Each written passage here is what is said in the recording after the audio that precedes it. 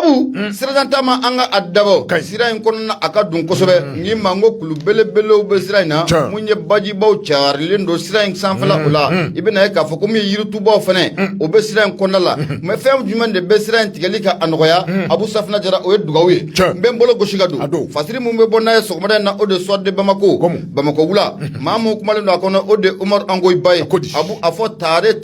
ma de be precision masa alaw taala ale te presi abada ibina ka fo komi kalo chaman te o te manon ko foka boy panguru munne anga jamana yere nanya wari bela dilembo anku hukum banano ga panguru munni ka adi ama ame domina kom bi panguru ngoni sigate femuna abe ba maliba okonna ula patrika baka fola akoy be na ka fo ko ni panguru mfleneta ni panguru ne be muye keleke chauta katanu ye keleke rola ni wadi panguru ibe na ka fo ko muye panguru nyona kelendro ni ba anka jamana okonna la munye mamunu be fanga kuna ni watina ye wule ka joka 2020 okonna la ni avion feranda bali be sigake ba maliba o meseka ni panguru nyona soro to muna abe kusaya ama kosobe nga fatirga baga fola ibe na ka foko mu l'american jamana ni ngata fara espagne jamana ka adoni kama olu senda munye panguru ngangwe dalu munno okumu ubulo yaira ka foko munye pro gouvernemental arme mu pro gouvernemental munno olu banga jamana okonna la inna fo gacha na anyona ku biga feran dabaliga ka demission ta udo kelela adoni kama munye american yuka dalu ka adi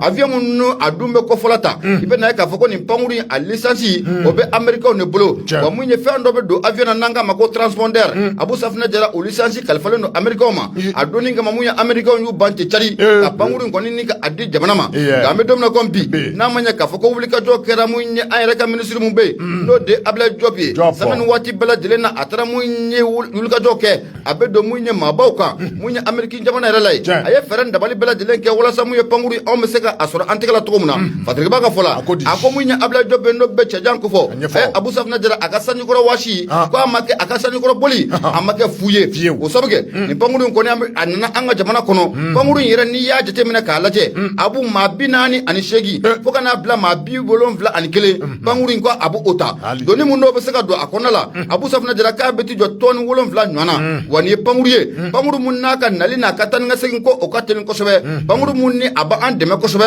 ame kala munna ni wati na no be jari si kala ko fo abu panguru ko aba an demo la ko sobe fatika baka fola ako wati munna munya ani franci gela bele ko obanu nyongotela la o wati de kera wati ye munye ni panguru mfana ko ataraka na anga jamana okona la ako ni dio panguru ko njatemna kalaje panguru ba mali bayra de ya awari bela jele mbo akun ka sanga bampeu abu kanga sigango doni ako ko abeni kada kalo damaron bo kabe avril kalo la kibe na ka fako muye panguru ko akun na anga jamana okona la gamu america yo gori ko seba korda une estoin ko de farla nyanga wa ka gori ko seba korda we dalu mundi na fo nya fiyo to muna kala ga jagulu munu man fe yanango mako pro gouvernemental ni gacha na nyona ko gacha baga feran dabalika ka demso no be shifun ko fo ko oluta kelela adoni ngama ma anga jamana gouvernement o lieu déclaration boka binti chari ya fo america nyana akoko ni ko fo mundo obadata aka do ka fo ko mu groupe armé munu flenita e abu safna dira olu na nga ko ka te talike fangele fe ko aka na on groupe armé no ye gacha na nyona e pro gouvernemental nu aka na nyami nyona fatirga baga fola ako munya abla jopi ako ne wuli ka jo chaman ke ni panguri panguru bele do ko abu ye panguru njatemina ka laje a fola mu yira no ba anga jamana okona la ka damina san 2016 kana blame san 2020 o ye mani fu mun tagata jamana chaman chan fana ana kuran fana abu safna jara ka beti jo fo ma baduru o nyona la ma babiduru o nyona la 2016 2020 a panguru do bien panguru nye kaza C295 di a panguru don na 2016 ibe ka fanga wati abu safna tara yul ka jo chamanke ay bara chamanke o panguru flana ni nalen flani wa mu ira nalen flani ni nga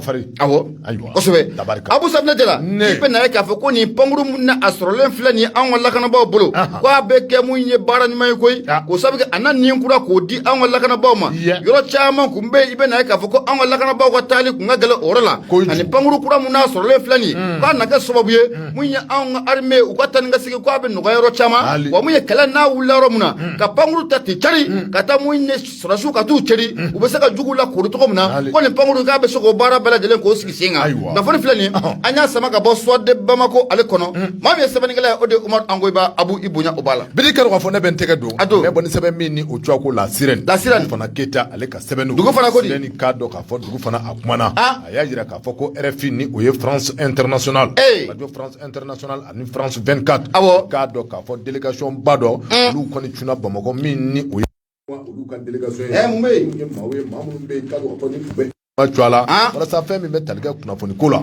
radio ko ka taa bila téléso ko la k'a dɔn k'a fɔ ninnu ye UEMOA ka baarakɛlaw ye minnu ni u bɛ wuli ka jɔ tɔgɔ bɛɛ lajɛlen na ka kɛ walasa k'a dɔn k'a fɔ gwɛlɛ min ni o taara ka gwɛlɛ min ni i k'a dɔn k'a fɔ ni o ye RFI maaw walima k'a dɔn k'a fɔ France radio so 24 France 24 k'a dɔn k'a fɔ ni o kɛra sababu ye gwɛlɛ donna olu ni anw ka autorités cɛ bɛɛ lajɛlen bɛ a kalama k'a fɔ waati dɔ tɛmɛna fɛn min bɛ tali kɛ nin radio so in na n'o bɛ wele ko France Internationale ani k'a dɔn k'a fɔ France 24 RFI k'a fɔ min bɛ tali kɛ anw ka gouvernement la u y'a dɔn k'a fɔ u ye kunnafoni u ye a bi min bɛ tali kɛ k'a dɔn k'a fɔ RFI ani France 24 k'a dɔn k'a fɔ ko k'a so k'a bɛɛ lajɛlen k'a datugu k'a ka ja u ka antenne minnu mana kɛ Bamakɔ an fɛ yan k'a dɔn k'a fɔ k'a bɛɛ lajɛlen k'a kari k'a da Seriba ka fɔ la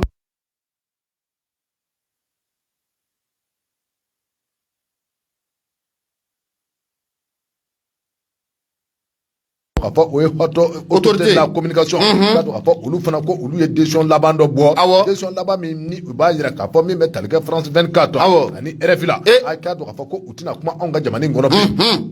parce que b'a ka fɔ la délégation dɔ kɔni wulilen bɛ UEMOA Tuala k'a dɔn k'a fɔ olu kɔni bɛ ka wuli ka jɔ k'a boloda k'a dɔn k'a fɔ fɔka bɛɛ k'a dɔn k'a fɔ a bɛ se ka sabati cogo min na autorité maliyɛnw ni k'a dɔn k'a fɔ RFI a baarakɛlaw cɛ walima k'a dɔn k'a fɔ France a radio so ani RFI u ni ɲɔgɔn cɛ walasa k'a dɔn k'a fɔ hali bi baara ɲɔgɔnya min ni o tun bɛ RFI ani France 24 ani Mali cɛ baara ɲɔgɔnya u bɛ se ka segin kura ye cogo min na h'a ka ja k'a dɔn k'a fɔ min bɛ tali kɛ RFI la ani France 24 u bɛ se ka segin ka kuma anw ka jamana in kɔnɔ nin délégation in k'a dɔn k'a fɔ u cunna an fɛ Bamakɔ yan wa k'a dɔn k'a fɔ u ni maa min ye ɲɔgɔn ye ne k'a dɔn k'a fɔ o ye docteur Sokɛli Kugala Mayiga docteur Sokɛli Kugala Mayiga k'a dɔn k'a fɔ ale ni u ye ɲɔgɔn bisimila kɔrɔfɔ caman fɔra kɔrɔfɔ in senfɛ kɔrɔfɔ caman fɔra ɲɔgɔn ye in senfɛ docteur Sokɛli Kugala Mayiga k'a dɔn k'a fɔ a ye kɔrɔfɔ ta a y'a jira k'a fɔ min bɛ tali kɛ nin délégation in na k'a dɔn k'a fɔ a ye u fo ka bonya ani karama ta k'u sɛgɛrɛ kosɛbɛ a ɲɛma ye k'a dɔn k'a fɔ ni u ye Bubakar Ndiaye ye Bubakar Ndiaye k'a dɔn k'a fɔ ale kɔni a ye délégation ɲɛma don k'a dɔn k'a fɔ Bubakar Ndiaye a yɛrɛ fana a nisɔndiyara Kugala Mayiga a fɔlen filɛ k'u kuma ni bonya ani karama min ye kosɛbɛ k'a dɔn k'a fɔ ko u sewara k'a dɔn k'a fɔ ninnu kɔni na kun ti dɔ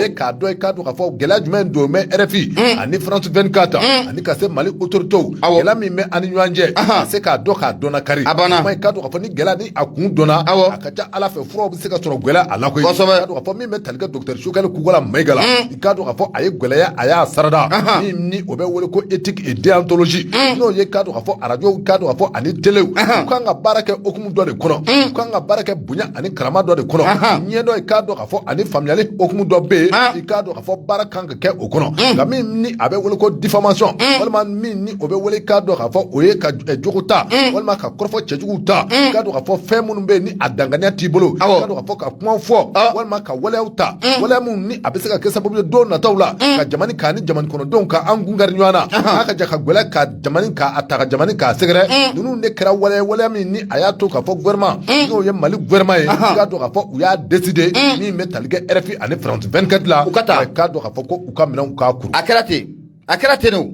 awɔ a fɔra u ɲɛna ko u bɛ fanaya mun na u bɛ ka nafigiya mun na k'u k'o de dabila o de fɔra u ye o de fɔra u ye dɔwɛrɛ ma f'u ye o kɔ koyi u gɛnna nin de kama a bɛ sira fila tagama mun na a bɛ fanaya mun na a bɛ nafigiya mun na RFI ni France 24 a y'a dabila kabi donni min kama RFI nana fɔ Abu Safinɛ Jara ka bamanankan ka journal kɛ bamanankan na 2019 n ko jamana damadɔ de bɛ yen hali interview tun tɛ tɛmɛ bamanankan la jamana damadɔ bɛ yen olu bɛ bamanankan mɛn Mali b'a mɛn Lajinɛkaw b'a mɛn Burukinakaw b'a mɛn i tulo b'a la b'a mɛn Côte d'Ivoire b'a mɛn bɛɛ b'a mɛn aw bɛna mun journal k'anw ɲɛna bamanankan na yan k'a b'a dɔnni kama an y'a dɔn ko dɔ bɛ yen ko dɔ labɛn dɔ don maa minnu tɛ nansarakan mɛn olu b'a mɛn olu bɛ diyagoya k'a lamɛn a dabɔ kun y'o de ye n'u ye kunnafonijugu ka cari ta Abu Safinɛ Jara a bɛ kɛ sababu ye gɛlɛya caman de bɛ yen n y'o de f'i ɲɛna n ko kunnafoni ale ka jugu ni bɔmu ye kojugu ale bɛ taa yɔrɔ min na bɔmu tɛ se ka yen sɔrɔ dɛ o kuma fɛn min bɛ tali kɛ nin délégation in na ni a ɲɛmaa ye Boubacar Ndiaye k'a dɔn k'a fɔ premier ministre a kɛlen kɔrɔ kɔfɛ ka nin kɔrɔfɔw k'u ɲɛfɔ kɔrɔfɔw k'a fɔ ka min bɛ tali kɛ réalité la n'o ye k'a dɔn k'a fɔ gɛlɛya min ni a donna Mali ani RFI maaw cɛ walima France 24 ani RFI radio so cɛ dɔwɛrɛ tɛ dɛ wa kun de ye nin ye kuma ye k'a dɔn k'a fɔ min bɛ tali kɛ dankɔrɔba in na ale kɔni a bɛ fɛ ka wuli ka jɔ k'a boloda k'a dɔn k'a fɔ don nataw la k'a dɔn k'a fɔ min bɛ tali kɛ RFI ani France 24 ka baara bɛ se ka kuraya anw ka jamana in kɔnɔ cogo min na wulikajɔ UEMOA mɔgɔw kɔni kɛn bɛ ka o wulikajɔ k'o sɛbɛn boloda Seriba ka fɔ la k'a dɔn k'a fɔ Dugu fana Tarawele Dugu fana Keita ale kɔni y'a jira k'a fɔ ko don nataw la a b'i n'a fɔ k'a fɔ RFI ani France 24 e ko a mɛn o mɛn don nataw la ko u tɛna se ka kuma anw ka jamana in kɔnɔ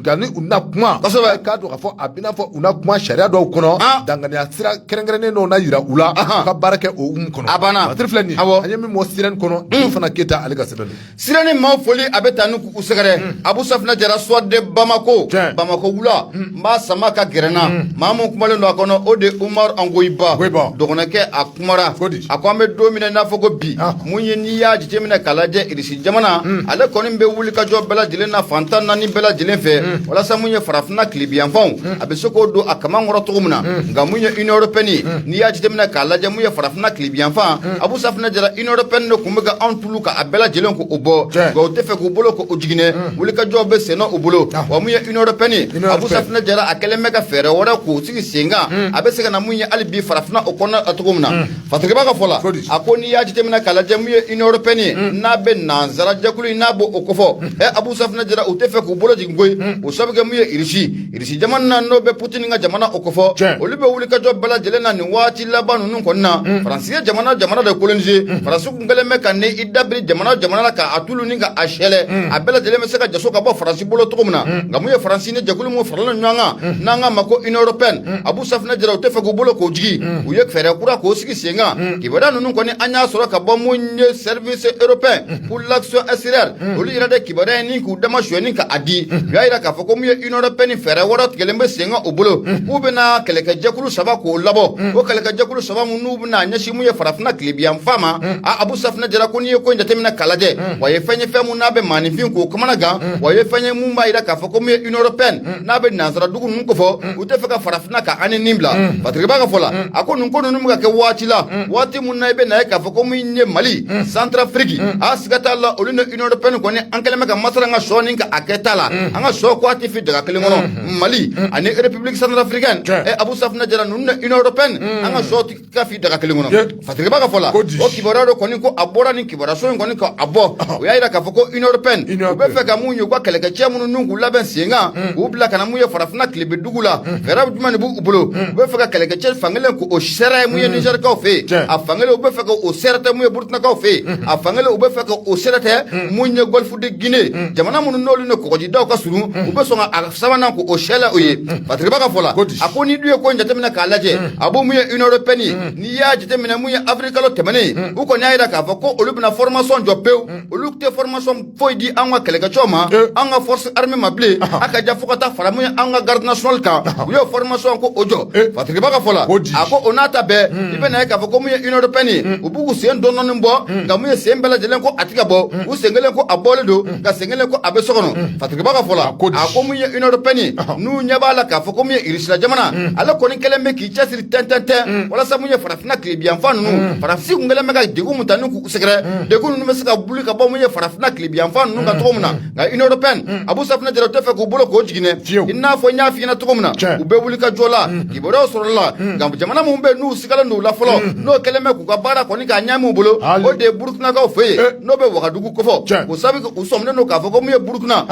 ale bɛ sira fila taama na masakɛ minnu n'olu bɛ Burukina kunna bi Union européenne yɛrɛ ka jate la k'u bɛ sira fila taama na o misali ye fɛn jumɛn ni hakili b'a la mun ye avril tɛmɛnen an ka colonel Assimi Goïta mun ye Burukinabew ka masakɛ a ye délégation belebele k'o wuli ka na an ka colonel Assimi Goïta ka na a fɛ yen Abu Safinɛ Jara baabu mun bɔra o kɔnɔ la Assimi ka fɛɛrɛ ni dabali bɛɛ lajɛlen kɛ dogodogo la mun ye Irisiw ka kɛlɛkɛcɛw olu minnu bɛ an fɛ yan nin waati na n'u bɛ an ka sɔrɔsiw k'u kalan ko k'a fɛɛrɛ ni dabali kɛ o dɔw bɛ se ka di Burukina ma cogo min na ka Burukina fana kɛlɛkɛcɛw k'o kalan Abu Safinɛ Jara Fatigiba ka fɔ la a ko o donni kama i bɛ na ye k'a fɔ ko mun ye Union européenne u ye siga kɔni k'o don Burukina la kosɛbɛ ko mun ye Burukina jamana o bɛ sira fila taama na a kɛlen bɛ k'i bolo fankelen ni Irisi jamana ma wa fankelen ko bɛ Union européenne k'o bolo u sigalen sigilen don o la fatigiba kɔni ka fɔ la an kɔni bɛ don min na comme bi siga kɔni t'a la mun ye jamana mun fana n'o bɛ golfe de Guinée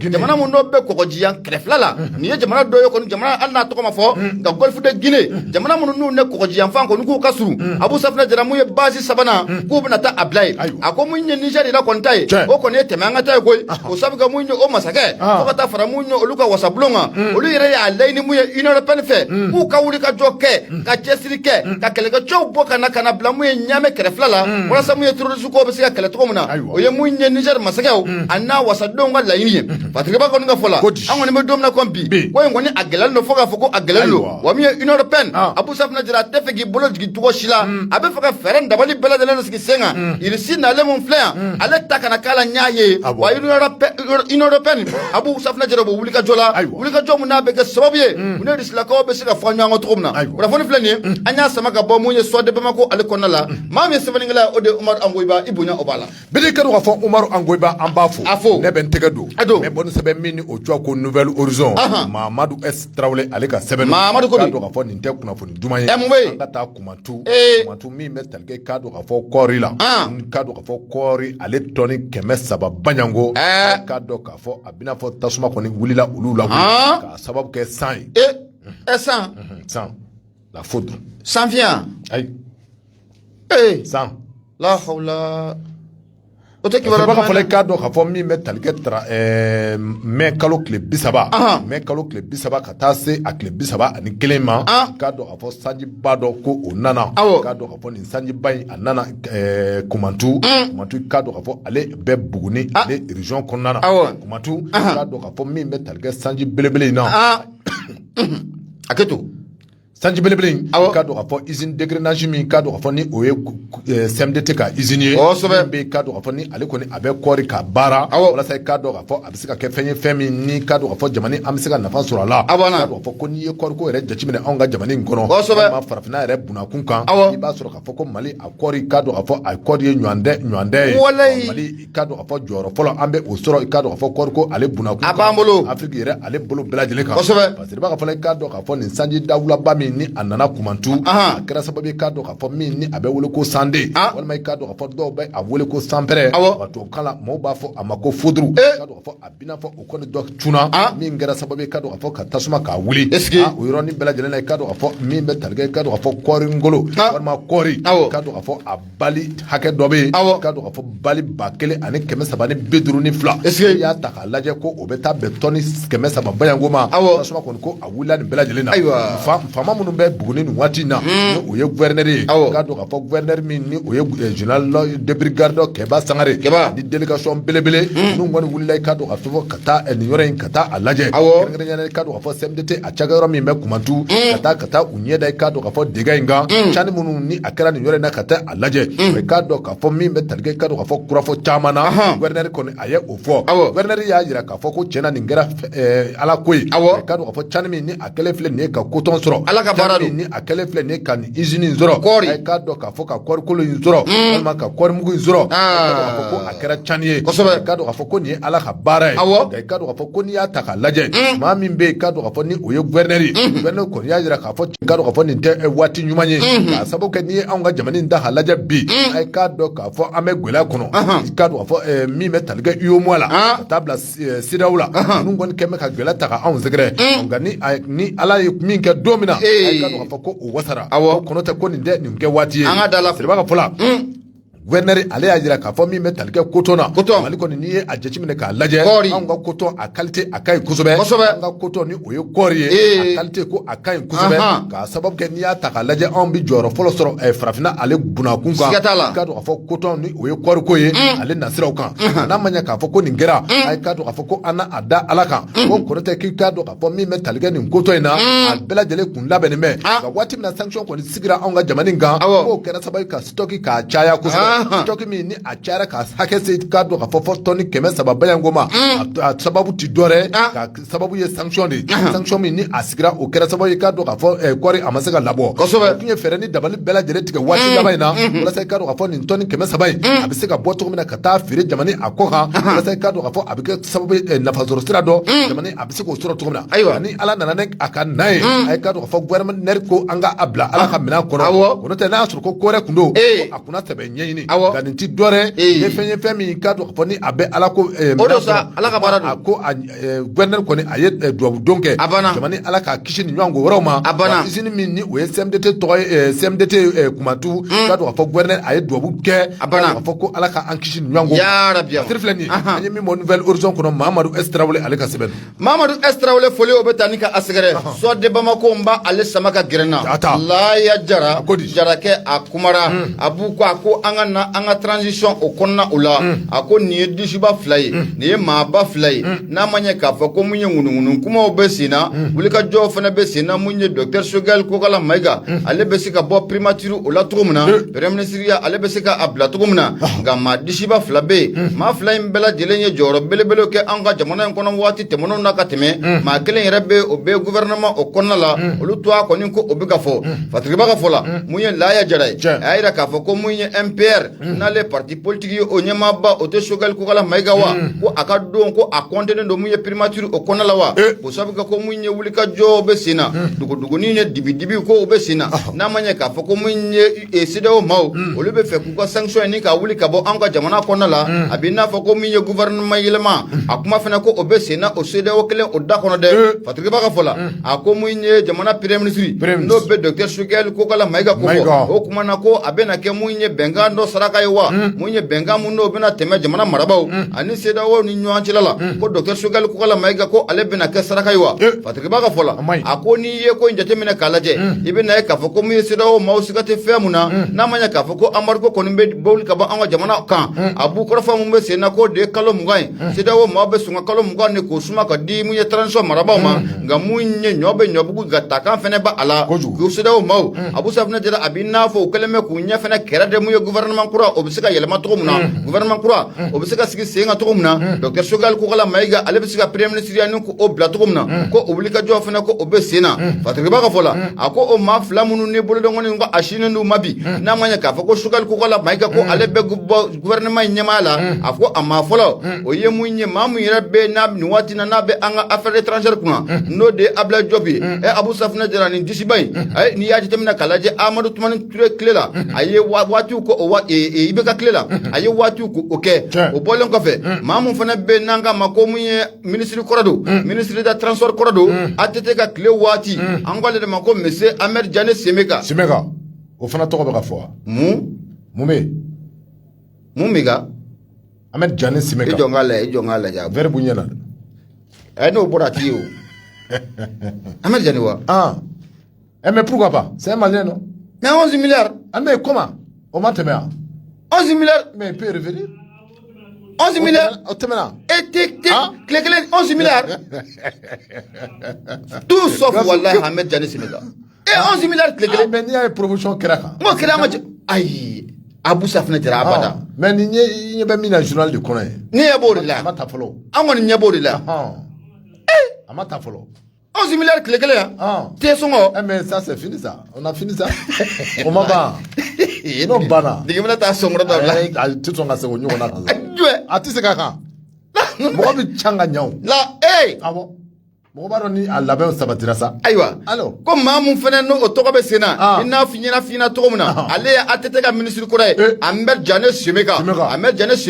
n'i y'a jateminɛ k'a lajɛ ale bɛ jɔyɔrɔ min na sisan o ye OMVS ye o caman bɛ Dakarikaw fɛ yen a b'o kɔnɔna la an bɛ don min na ko bi Fatigiba ka fɔ la hali n'o y'a sɔrɔ ko ŋunuŋunu kuma dɔ fana ko o bɛ sen na ko diplomate ba dɔ hali n'o y'a sɔrɔ fana o dɔɔnin tɛ an bɛ don min na ko bi o tɔgɔ fana ko o bɛ sen na Abu Safunɛ Jara n'i ye ko in jateminɛ k'a lajɛ ko in sɛbɛkɔrɔ carilen don koyi wa a carilen don fo k'a fɔ ko a carilen don a ko n'i ye nin cɛba in fila jateminɛ k'a lajɛ Abu Safinɛ Jara ko a kɔrɔ fɔ k'a bɛ sɔn ka cari kosɛbɛ wa a kuma ko a bɛ sɔn ka caya kosɛbɛ nin cɛba fila in n'o de bɛ Ablaye Diop kofɔ ni ka n'a bila mun ye Ahmed Jane Simeka la Abu Safinɛ Jara ko k'a fɔ ko ninnu ka na jamana premier ministre n'o bɛ Docteur Choguel Kokala Mayiga ni k'a nɔnɔ nɔ bila a bɔ a kuma bɛ k'a bɛ caya Abu Safinɛ Jara Patrickeba ka fɔ la a ko mun ye n'i ye cɛden Buranga jateminɛ k'a lajɛ n'o bɛ Ahmed Jane Simeka kofɔ Ahmed Jane Simeka hali n'o y'a sɔrɔ nin waati laban ninnu na a ye mouvement ba dɔ kɔni k'o sigi sen kan o mouvement laban nana kɛ mun ye parti politique ye yɔrɔ la a b'ale disqualifié ne mouvement kɔni b'a bolo ko ɲɛmaa nana kɛ parti o nana yɛlɛma ka kɛ parti politique ye ale bɛ disqualifié olu yɛrɛ de m'a fɔ kojugu comme un premier ministre neutre olu de y'a fɔ u y'o fɔ f'u ka sa premier ministre net f'u ka sa f'u ka sa ayiwa an t'an sigi k'a ko tɔ lajɛ an b'a lajɛ a yɛrɛ ma kɛ fɔlɔ n'a taara laban min na Choguel yɛrɛ ma taa fɔlɔ yɛrɛ Choguel ma taa yɛrɛ ayiwa o bɛɛ ye an ka lajɛ de awɔ Choguel yɛrɛ ma taa fɔlɔ yɛrɛ Abu Safinɛ Jara mun ye Ahmed Jane Simeka ye k'i bɛna ye k'a fɔ ko mun ye parti politique o b'a bolo wa i bɛna ye k'a fɔ ko a ye jɔyɔrɔ belebelew fana kɛ mun ye jamana kɔ kan a ye baara belebelew fana kɛ jamana kɔ kan wa mun ye ATT tile waati k'i bɛna ye k'a fɔ ko mun ye an ka cakɛda caman tun bɛ yen an ka cakɛyɔrɔ ye k'olu ye wuli ka jɔ kɛ ka cɛsiri kɛ olu sera ka mun ye kunun bi ko siga t'a la ko Ahmed Jane ko a sen bɛ o la Patrickeba ka fɔ la Ahmed Jane Simeka n'a ma ɲɛ k'a fɔ ko a fɛnɛ tɔgɔ ko bɛ sen na a kɔni bɛ mun ye commission OMVS la nin waati na mun ye Sénégalikaw fɛ yen k'i bɛna ye k'a fɔ ko hali a taalen yen fɛnɛ k'a ye yelen kura k'a y'o mɛnɛ k'a ye yelen kura mɛnɛ alors a ma yelen kura mɛnɛ yan Abu Safinɛ Jara maa bi yɛlɛma k'a ye yelen kura mɛnɛ maa minnu bɛ yen n'olu ye sɔrɔ bosobaw ye Abu Safinɛ Jara maa minnu bɛ yen n'olu ye entrepreneur ye ka bɔ Mauritanie Mali Sénégal ko i bɛna ye k'a fɔ ko nin cɛ kɔfɛlen n'o de bɛ Ahmed Jane Simeka kofɔ a ye nin kura di ninnu bɛɛ lajɛlen ma nka maa min fana bɛ yen n'o de Ablaye Diop ye ministre mun n'o ka baara ɲɛsinnen don anw ni jamana wɛrɛ kɔɲɔ ɲɛnabɔli ma Abu Safinɛ Jara ale ka wuli ka jɔ o tɛ ɲɛdimi kɔnɔdimi tɛ koyi wa ɲɛdimi nin ye ale ta ye k'i bɛna ye k'a fɔ k'a bɛ dɔɔnin min kama nin cɛ kɔfɛlen n'a bɛ Ablaye Diop kofɔ mun ye ministre ya tara ka kalifa a ma Abu a ye wuli ka jɔ kɛ ka cɛsiri kɛ jamana in a bɛ dingɛ min kɔnɔna la jamana in bɛ se ka bɔ o dingɛ kɔnɔna la cogo min na Patrickeba ka fɔ la a ko nin Ablaye Diop yɛrɛ n'a bɛ ka fɔ tan Abu Safinɛ Jara ko waati min na gouvernement kura ko bɛ sigi sen kan Ba Mugu ka gouvernement bɛ sigi sen kan wagati min na Ba Mukutari Wale ale ka gouvernement ko bɛ sigi sen kan waati min na ko y'a sɔrɔ jaja wele de bilalen don Ablaye Diop ma ko ale de kun kan ka na kɛ gouvernement ɲɛmaa ye kabi Ba Mugu ka waati ka bɔ waati ne m'a fɔ dɛ nka k'i bɛna ye k'a fɔ ko mun ye Imam Mahmud Diko l'éclairé ko ale de kɛra sababu ye ka na Mukutari Wale le respectueux ko n'o tɛ ko baba bi yan fɔlɔ dɛ awɔ a sɛbɛnnen de tɛ wa awɔ a yɛrɛ y'o fɔ a sɛbɛnnen tɛ awɔ a yɛrɛ y'o fɔ alors a yɛrɛ y'a fɔ a yɛrɛ ma fɔ awɔ a yɛrɛ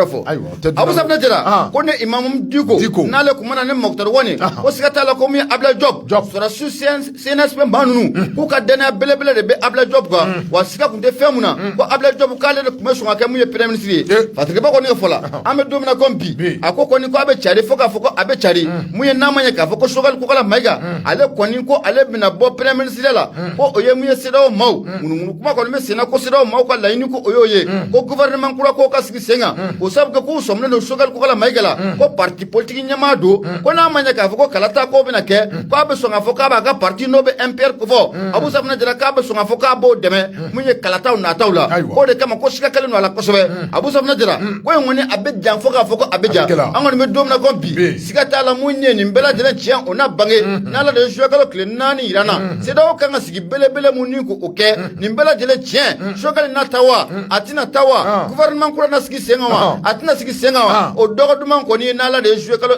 tile 4 n'Ala y'o yira an kɛnɛ la kunnafoni filɛ nin ye an y'a sama ka bɔ mun ye sɔ Debamako kɔnɔ Laya Jara ale sɛbɛnnikɛla Abu Ibunya o b'a la c'est bon n'a an ka taa sugu la kɔɲɔkɛ i bɛ fɛ ka dɛsɛ dɛ ayiwa an tɛ ka dɛsɛ dɛ i kɛra k'a fɔ ne bɛ n tɛgɛ don kɔɲɔkɛ n bɛ bɔ ni sɛbɛn l'indicateur du renouveau l'indicateur du renouveau ma l'état OD ale ka sɛbɛn ay ka do ka fɔ OD a ko ni bɛ tali kɛ fonction publique de l'état a concours mun kɛra kɔsɛ na ni ka do ka fɔ tratado yɛrɛ a jaabu bɛɛ lajɛlen u bɔra o kɛra ka do ka fɔ a bina fɔ gwɛla belebele dɔw yɛrɛ a kɔnɔ kɛrɛnkɛrɛnnenya mun bɛ tali kɛ ka do ka fɔ anw ka jamana in lajɛlen bɛ a kalama k'a fɔ kabini diɲɛ waati jan min bɛ tali kɛ ka do ka fɔ foroduw la yurugu diplôme saga ani waati ni concours kow ni a dabɔra madame Nabiu a fɔ ko nin baara cɛjugu min filɛ nin ye a ma daminɛ bi ma fonction publique min ni a kɛlen filɛ nin ye a bina fɔ fo diplôme caman kɔni bɛ yen ka do ka fɔ ko olu bɛɛ lajɛlen yɛrɛ a ko kɔnɔ a bɛ o daminɛna bi de ma daminɛ bi waati dɔ la a tɔgɔ bɔlen filɛ kɔnɔ nin ko nana k'a b'a sɛgɛsɛgɛli kɛ premier ministre plein pouvoir Cheikh Moro yakili b'a la plein pouvoir o nana ko hali maa minnu bɛ fonction na nin waati in na ko k'a bɛɛ lajɛlen ka diplôme jateminɛ yakili b'a la donni kama u ye mun wuli a kɔ a b'a kalama caman u ye mun wuli a kɔ a b'a kalama parce que b'a fɔla i ka dɔn k'a fɔ ni o ye OD min bɛ tali kɛ k'a dɔn k'a fɔ poste minnu kun bɛ walima i k'a dɔn k'a fɔ concours kun kan ka kɛ maa hakɛ min kun kan ka taa maa 843 o de kan ka taa k'a dɔn k'a fɔ ko o de kun kan ka taa n'i y'a ta k'a lajɛ min bɛ tali kɛ maa 807 la olu de kɛra maa talen ka maa minnu bɛ yen k'a dɔn k'a fɔ ni u y'u ka sɛbɛnfuraw bila walasa u ka se k'u sen don nin concours ko in na k'o bɛ taa jɔ fɔ maa 63 la ani 677 k'a dɔn k'a fɔ concours don maa minnu ni olu yɛrɛ a kɛnɛ kan maa 105 maa 105 ani 800 i k'a dɔn k'a fɔ ani 61 i filila ka fili cogo di maa 58 don maa 58 o don awɔ n'i ye fonction publique concours gosi maa 105 kɔni jɔyɔrɔ ka dɔgɔ la maa 58 de don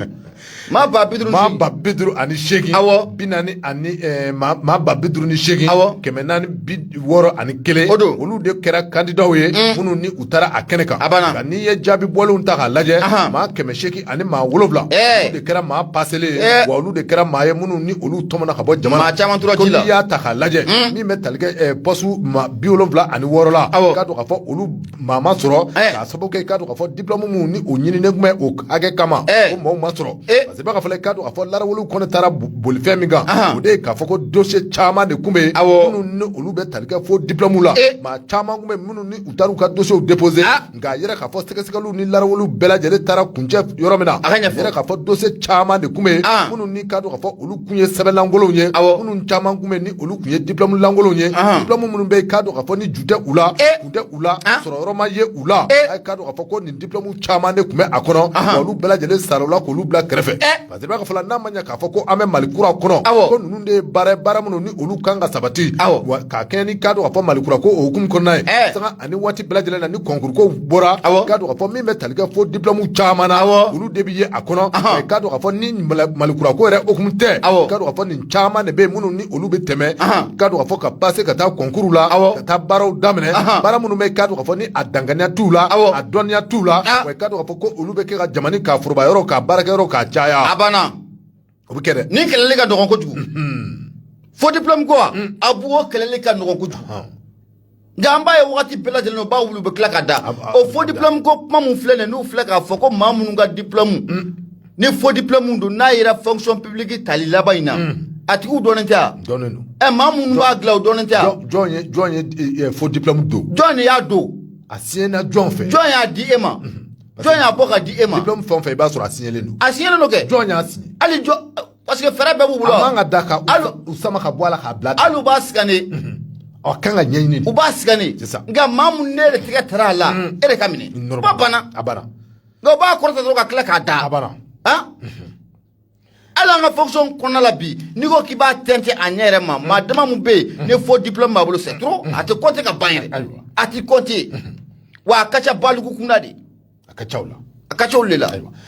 Patriba fala ni o ye o de diplôme fo minnu ni olu yelen filɛ nin ko in sɛbɛn Patriba kɔni y'a jira k'a fɔ ko a bina fɔ a affaire n'o ye a ko ye a bɛɛ lajɛlen talen bɛ ka bila ka ministre de la justice k'ale sɛgɛrɛ k'a dɔn k'a fɔ don nataw la i bɛɛ k'i da se yɔrɔ min ma a bina fɔ o baaraw bɛna kɛ ma ko i k'a dɔn k'a fɔ nin ye affaire ye nin ye ko ye ni mɔgɔw kan ka a min jateminɛ k'a dɔn k'a fɔ ko an ka hakili jɔ a fɛ an k'an tulo kɛrɛmɛsi bɔ don nataw la ko min mana bɔ a la ministre de la justice mana nin ko in bila dakun min na k'a dɔn k'a fɔ ko a kunnafoni ko a na sarada lajɛlen na i ɲi ta sɔrɔ a ko la Han. fasiri filɛ nin ye an ye min mɔ indicateur du renouveau kɔnɔ o de ale ka sɛbɛn don n'a ko k'a bɛ nin bɛɛ minɛ a k'a kaso makura ye kɛɲɔrɔba tan ye a bɛ gɛlɛya dɛ n'o yen fara dɔwɛrɛw bɛ yen a bɛ dɔwɛrɛ jumɛn n yɛrɛ y'a mɛn ko kɛɲɔrɔba tan in na ko VIP bɛ yen dɛ u ko ten kaso VIP u ko ten kaso mais fɛn dɔ fɔra a fɔra ko kaso awɔ i y'a faamu awɔ a so mana jɔ cogo o cogo VIP o a mana kɛ fɛn o fɛn a ti fɔ dɛ n'a bɔra a bɔ de da kɔnɔ ka n'o tɛ ne b'a kalama a tɛ bɔ ne da kɔnɔ a tɛ bɔ ne da kɔnɔ i b'a fɛ ka min fɔ ayi dasira lɔ dɛ k'a ka wuli an kɔni kaso ko tɛ minɛ kaso kɛ maa VIP ka kuma fɔ dɛ VIP bɛ yen awɔ ballon VIP bɛ yen awɔ piscine bɛ yen tout ça la piscine VIP u ko nin bɛɛ bɛ yen kaso bɔnkura in na u ko a bɛɛ bɛ yen u ko nin bɛɛ bɛ yen awɔ dɔw fana ni ye bɔn faamaw abu nin kuma ka ɲi ta ye kuma kana tila i la a tɛ tila n na u ko ten nin to yen nin kana tila i la ne nin tila i la sa kana nin ka gɛrɛgɛrɛ yɛlɛ ayi ne ka gɛrɛgɛrɛ tɛ se gɛrɛgɛrɛ t'a sɔrɔ abu n'ala sɔnna arajo ye nuna fɛn min ye 94 tɔmi murumuru 5 an bɛ laseli kɛ nin waati na ka bɔ jalakɔrɔji koɲumani wɛrɛda la nɛgɛjuru sira 76 33 43 03 76 33 43 Abu Safina Jara nin tɛ kibaruya duman ye k'o sabu kɛ anw ka jamana in na n'a ma ɲɛ k'a fɔ ko mun ye wo a b'i ka kulusi la i farati mun ye yirikan yɛlɛma dɛ n'o tɛ denmisɛnw n'u to dugu ma ka yɛli la a ko k'an ka don INTM kɔnɔ INTM n'ale kɔfɔra Union Nationale à travers du Mali Mali sɛnikaw ka jɛkulu belebele min bɛ n'an ka ma ko INTM Abu Safina Jara ko maa dɔ b'o o kɔnɔna la maa mun yɛrɛ don an ka ma ko Yakuba Katile ɲɛmaaba o t'ale wa INTM ɲɛmaaba ko villa 16 o de bɛ mun ye Yakuba Katile a bolo wa ɲininkali to min ko a sigira villa 16 k'o de bɛ Yakuba Katile a bolo wa mun ye fatirikɛba ye a ye ɲininkali to min ka a sigi fatirikɛba ka fɔ la a y'a yira k'a fɔ ko mun ye wulikajɔ dɔ kɛra an ka jɛkulu minnu bɛ n'olu ka baara ɲɛsinnen don yuruguyurugu kɛlɛli ani dunkojugu kɛlɛli ma Abu Safina Jara u ye wulikajɔ kɛ ka ɲɛsin mun ye an ka sɛndika ɲɛmaa ninnu caman bɛ yen Abu Safina Jara jaja wo a b'u ka kulusi la koyi mun ye nin sɛgɛsɛgɛlikɛla ninnu ye u ye pression yɛrɛ de ta ka ninnu kɔni ka a sɛgɛrɛ a ma ɲɛ mun kɔ Abu Safina Jara mun ye fali a yera sage kɔrɔ mun ye sɛndika jɛkulu belebele min yɛrɛ ba anw fɛ yan n'o de bɛ INTM kofɔ ale yɛrɛ ɲɛmaaba n'o de ye Yakuba Katile Abu Safina Jara baara a sɛbɛkɔrɔ gɛlɛyara a ko kibaruyaw sɔrɔla wa kibaruya minnu don Abu Safina Jara a b'i n'a fɔ gɔntigɛ ko o don k'a yira k'a fɔ ko mun ye INTM yɛrɛ ɲɛmaaba wa mun ye président du conseil économique social et culturel o ɲɛmaaya fɛnɛ o talen bɛ ka kalifa a ma o bɔlen kɔfɛ i bɛ na ye k'a fɔ ko mun ye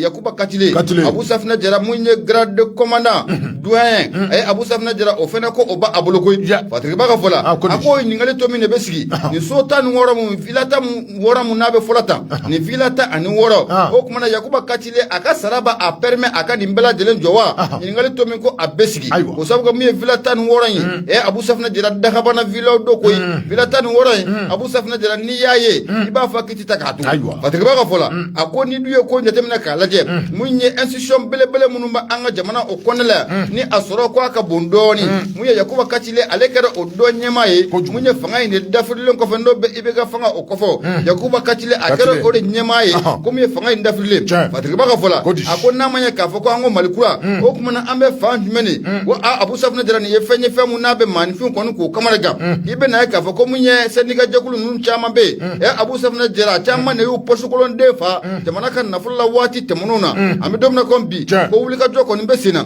a ko ni maa minnu ni hakili b'a la mun ye sɛndika jɛkulu minnu kɔni bɛ yen u wulila k'u jɔ waati dɔ la o sabu kɛ mun ye a yira k'a fɔ ko sariya dɔ bɛna ta sariya mun n'a bɛ tali kɛ mun ye yuruguyurugu kɛlɛli o kan Abu Safina Jara bolofɛn minnu b'i bolo ka a sɛgɛsɛgɛ a donni kama bɛɛ lajɛlen kɔni INTM ye u ye guloki bɔ k'a da ten cari u y'a yira k'a fɔ k'u tɛ jɛn n'o ye bi k'u tɛ jɛn n'a sini i hakili b'a la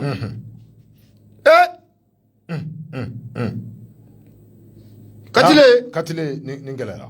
Yakuba Katile villa 16 ɲininkali kɔni to min sigira ayiwa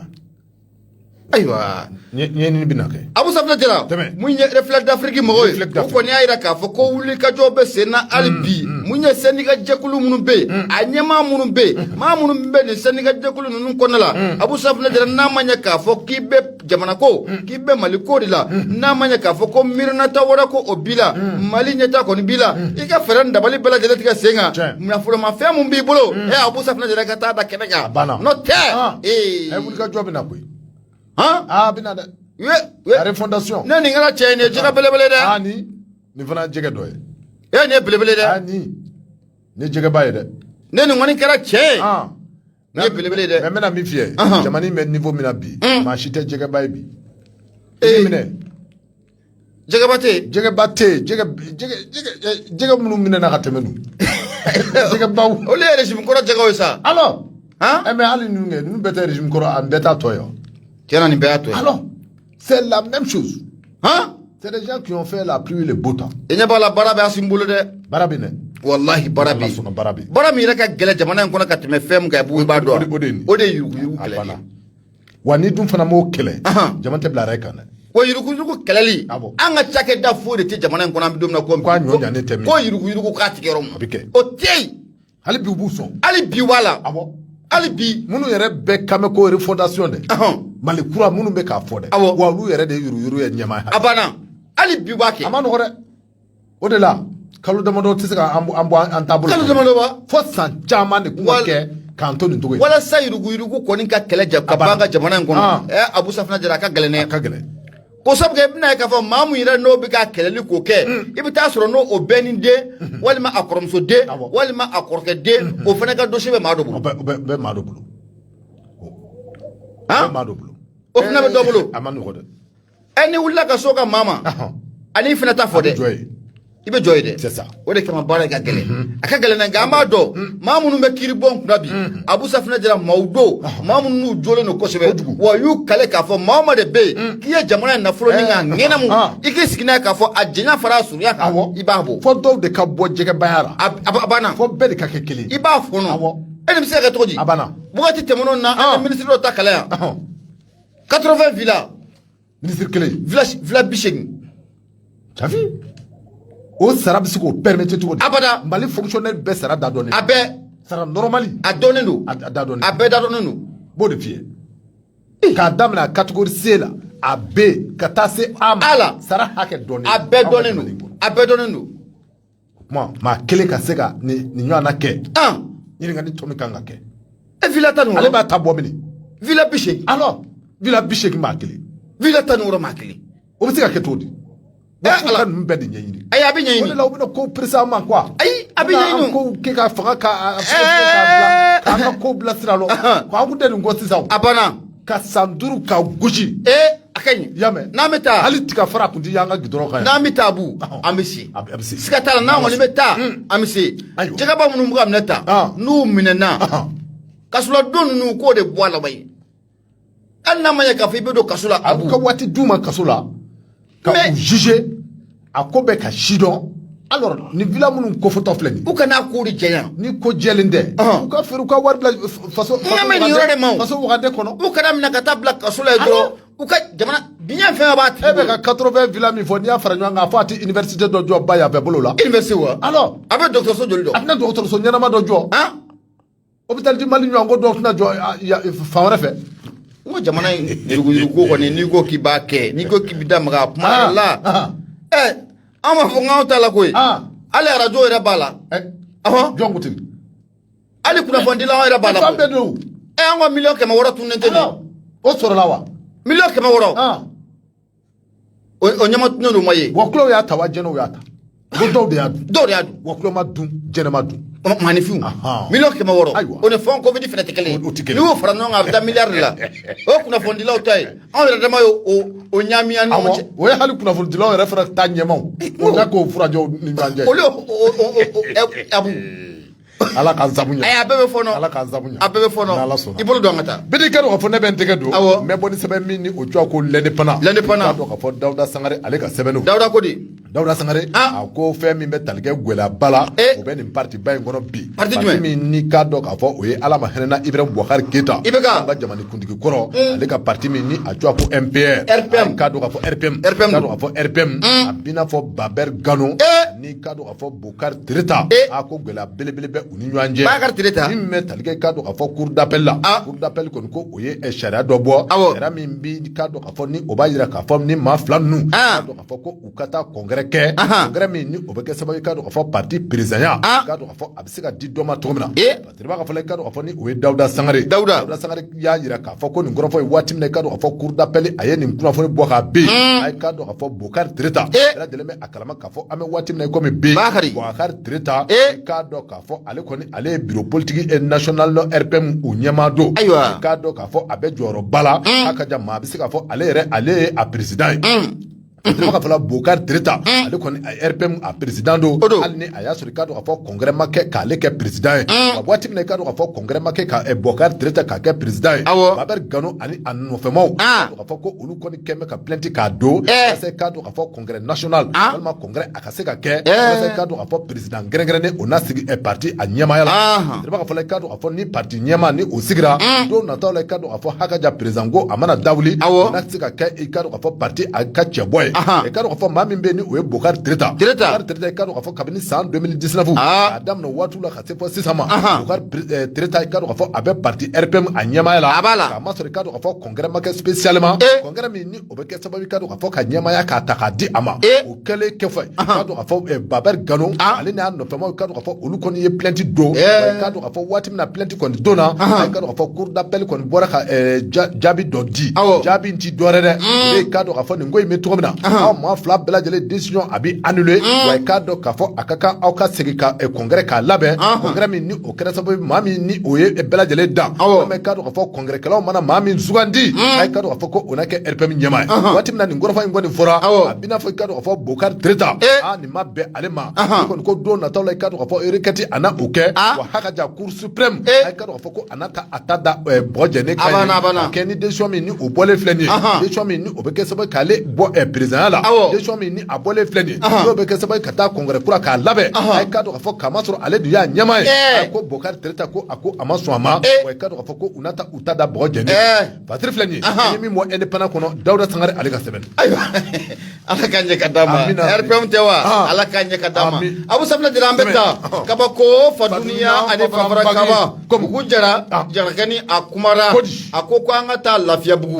Abu Safinɛ Jara Bamakɔ de ye dugu ye n'i bɛ bɔ sanga ni waati bɛɛ lajɛlen i bɛ dugawu k'i yɛrɛ ye wa i bɛ tila ka dugawu kɛ i silamɛ tɔɲɔgɔnw ye maanifin ala ka doni bɛɛ ɲuman ye so a ko mun ye Bamakɔ i bɛ na ye k'a fɔ ko mun ye lakanabaliya kɔni ko a ɲɔnen do dɔɔni Bamakɔ kɔnɔna la yan a n'a nɔnkandugu kɛrɛfɛla o la mun ye bandi misɛnmaninw ye Abu Safinɛ Jara u bɛ ka suna kɔni k'o tigɛ ka bɔ maanifinw ɲɛ la Fatigiba ka fɔ la mun ye Bugu Jara ye a ko k'an ka taa Lafiyabugu n'a ma ɲɛ k'a fɔ ko mun ye wagabɔ n'o bɛ zon ko fɔ waati tɛmɛnenw na mun ye Jakarta ko de kun ka d'u ye kosɛbɛ nka an bɛ don min na komi bi da bɛ moto taxi tigiw ye suna kɔni ko o t'olu ye dɛ k'o sababu kɛ mun ye moto minɛnaw Abu Safinɛ Jara n'u ɲɛsinnen don maa ma bi o ye moto taxi tigiw kɔni ko u ye a ko k'an ka taa Lafiyabugu nin kamalen ni a tɔgɔ de ye Bokar Jara Bokar Jara a si k'a bɛ ti jɔ san 23 la wa mun ye Lafiyabugu ka kɔni ko o don i bɛ na ye k'a fɔ ko mun ye araba don n'o bɛnna juin kalo tile fɔlɔ ma o yɛrɛ tɛ kunun ye wa Abu Safinɛ Jara ko mun ye nɛgɛ ɲɛ 7 wagati n'o bɛ 3 heures du matin n'o b'o o kofɔ i bɛ na ye k'a fɔ ko nin moto taxi tigi n'o de ye Bokar Jara waati mun na kɔni a bɛ munumunu kɔni na a bɛ wulikajɔ la su 3 heures du matin waati ko client dɔ kɔni y'a lajɔ a ko a ma k'i bɛ n ta ka taa n bila Amudalayi o kɔnɔna o la Fatigiba ka fɔ la a ko waati mun na sa ko Amudalayi kaburu don k'u sera ko nin cɛ kɔfɔlen ɲi ka to a ko Lafiyabugu kaburu don ko waati mun na k'u sera Lafiyabugu kaburu don na a y'i kanto moto taxi bolila ma ko ka fɛɛrɛ dabali kɛ ko ɲaman dɔ filɛ nin ye k'o ka yɛlɛ o sanfɛla o la waati mun na moto taxi bolila in a yɛlɛnna n'a ye ɲaman kɔfɛ Abu Safinɛ Jara marifa jugu mun bɛ yen n'an k'a ma ko sɛworonin PA a ye PA bɔ k'a jɔ kamalen kunkolo la PA moto taxi awɔ k'a jɔ moto taxi tigi kunkolo la n'i ma di mini jɛfara moto taxi ko in a gɛlɛyara dɛ a gɛlɛyara an t'a dɔn an b'an ko yɔrɔ min kan a gɛlɛyara Abu Safna Jara ibana ka fo ko mu ye moto taxi tigi ama son koy moto taxi tigi fene ayi banga moto en goni ka adi ayi do fara helanga nyaman ka moto bora ka binu flabe mu ye waga bo yesa agirna ka moto koni ka ata Abu Safna Jara ka lade ko abe duru koni ko odo fiyan koni ula wati muna abe tale wati kele na sakibe na ka fo ko moto taxi bolla do fene o tara bo atonwa bi ne nga mu ye nyaman koni ula uye moto ta Abu Safna Jara ka mu ye balu ku barka bani ninga ageni ku udamne kilometre damado utara soro munye belebele nye adale memu ye poche diga do konala saraka yabla wallahi saraka yabla do teko do tike mako ki to nizira ko I feel abu wati muna uya gen utara munya abole ka bifu so do kono no be poche diga do kofo wati muna nungo ni yesa oliye feran dabalke ka wuli ka jo ko bla senga ma arrondissement jere je kulu uye wole ko ko obla oluma oluna na kamalen ta katani aye fatriba ka fola ako fe mu yira no be magnifique kamana ganin koina abu wati muna ne atara mu yesenga ma arrondissement ko kamalen no be bani ngofo sagi do kuma akola unana ka foko akasagi nkonna mu ye carte professionnel ba kono de la police nationale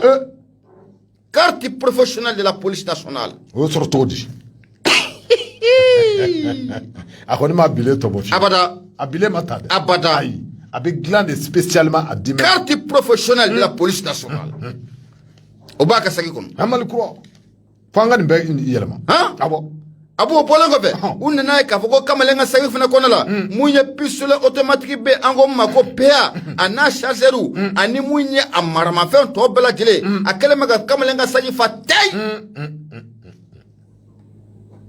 amadu na kombi kamalen koni abe senga moral soma mo bolo sega sugolu be sena munye ni kamalen police de doa munye barakere de doa bingali kala de doa walima police de do o sega sugolu koni be sena ga fem koni jele inafo nono kene Abu Safna Jara carte professionnelle de la police nationale o de yira kamalen ga sagi ko o de ko ina gele mayoro ko jugo de carte professionnelle akanga nyei kuna fali fle anya sama ka bo kabako fa duniya ane fa fara kaba bugu jara jarake ni ya le kaseben no ibunya obala bede kero ka fo kabako ni ya le bla ne ba sama ka gerena ay kado ka fo yoro mimbe fleuve Niger safe ngana na sutiba yoro mimbe ni abe wole ko suta dunu anga tai bube ka fo abina fo mado ko ni be ni ale ko ni shu ayera ji safe bozo munum be kado ka fo ni ulubi barake ji asambela na ulu ko ni kera sababu kado ka fo ni ngamale ka ashu ka sama boji kono min be talike kado ka fo ni kamalena asikoro beneme dumanzana ma kado ka fo sambi saba ani sanworo kado ka fo mado min ni akungulo nyafenti akungulo ti nyogon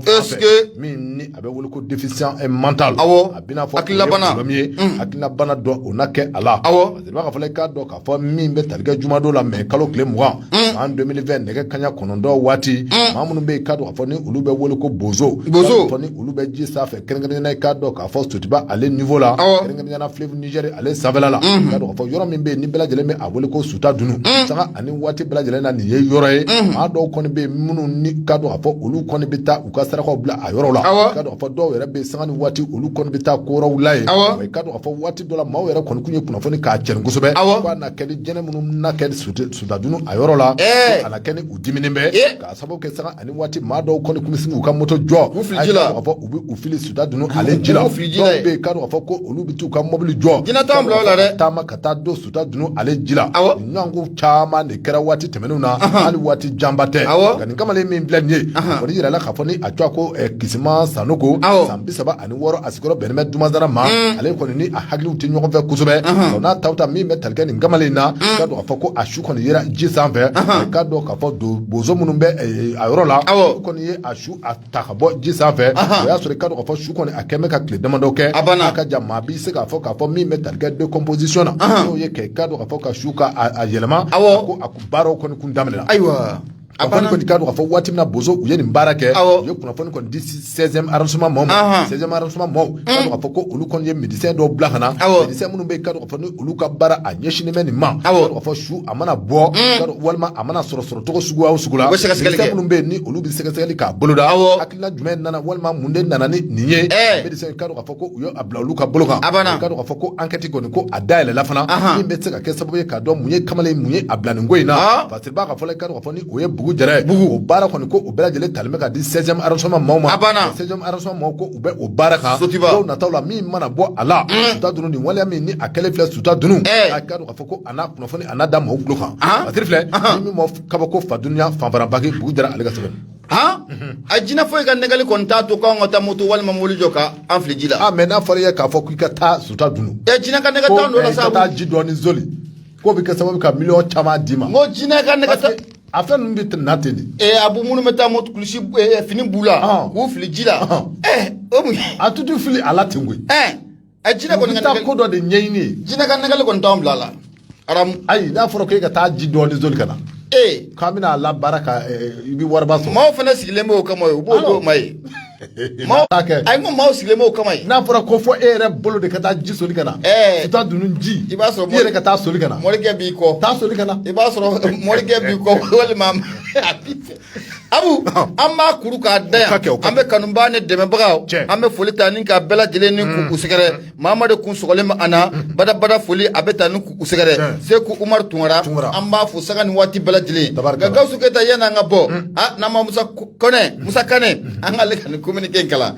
awɔ kosɛbɛ Abu Safinɛ Jara nin kɔni ye communiqué mun n'a bɔra clinique médicale Espoir n'a bɛ Bayi n'a bɛ ale ka yɔrɔ kofɔ u bɛna lajɛliw kɛ lajɛli minnu n'a bɛ tali kɛ mun ye maaninfin yɛrɛ ɲɛ ka na se daw ma a ka ni ka taa bila kulo la lajɛli ninnu bɛɛ lajɛlen ko a bɛna kɛ fu wa a bɛ kɛ don mun na o de dimanche nata ye dimanche don n'o bɛ bɛn mun ye juin kalo tile 5 ma mun ye clinique médicale Espoir mun ye cɛ kɔfɛlen yɛrɛ sa n'o bɛ Bayi a yɛrɛ ka dɔgɔtɔrɔso o kɔnɔna ko fɔ mun ye baara ninnu bɛɛ lajɛlen ko a bɛna timɛ ye Abu Safinɛ Jara ni maa mun fana k'i bɛ fɛ ka kibaruya wɛrɛ k'o sɔrɔ a la i bɛ se ka Musa Kane ni ka ale wele nin ye kunnafoni ye kunnafoni mun n'a bɔra clinique médicale Espoir maaw yɔrɔ ala k'an si jɔ ka dimanche don k'o makɔnɔ an bɛ taa ne ye ɲɛ in ka lajɛ jɔn ye e ɲɛ ayi ne tɛ verre kan la don an bɛ taa lajɛ mɔgɔ ɲɛ b'an na Abu an bɛ sokɔnɔna ta in an b'a kuru k'a da yan kuma sɔn kalifalen bɛ Mamadu Adama Mayiga réfléchir maaw ka lasigiden mun ye Ina Arama mun ye Fuseni Kulubali an b'a fɛnɛ fo baro kɔnɔna la ye o bɔlen kɔfɛ nɛgɛ karafe o bɛ mun ye Gawusu Keyita Jata Mande Masa nɛgɛ karafe o bɛ ale bolo Facebook sa n'o bɛ bɔlɔlɔ ko fɔ o bɛ musokɔrɔba ɲuman mɔden bolo n'o de Burama Tarawele Facebook o bɛ ale bolo kuma bara Abubakar Tarawele ani Abu Safinɛ Jara a k'an bɛ sini n'Ala sɔnna